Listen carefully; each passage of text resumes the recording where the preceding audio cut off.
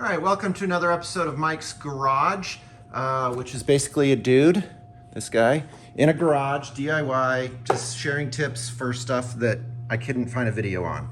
This is a 2005 Elantra. I'm gonna go pretty fast because I think my phone's out of memory and it keeps stopping halfway through. So I'm just gonna hit the highlights, not the how-tos. So there's two 14mm bolts to remove the pump, super easy. The belt comes off. You've got a high pressure banjo line that has two 16mm crush washers, copper on either side. Anytime you pull that off, you gotta put fresh washers on. You have low pressure lines. You have the reservoir. My number one tip is replace everything. Get the new pump. Get brand new high pressure lines from the pump all the way down to the steering box. Get new low pressure lines from the pump all the way down to the steering box. Get a brand new reservoir. That sucker's full of really gross stuff because it has a filter inside.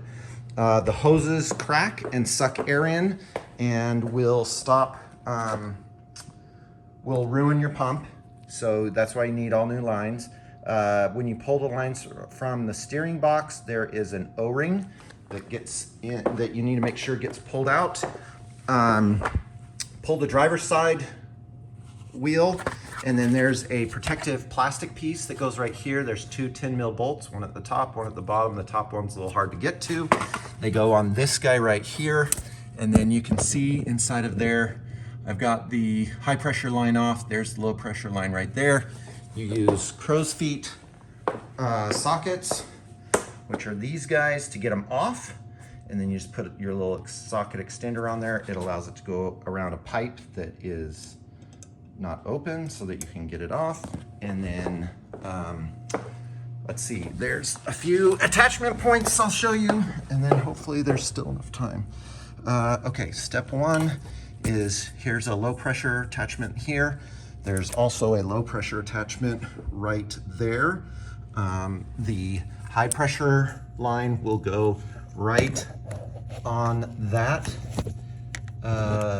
piece right there. There's a bolt that goes through the high pressure line and it connects there. And then there's a second, see that bolt hole right there? There's a pincher that goes on both the low and high pressure lines.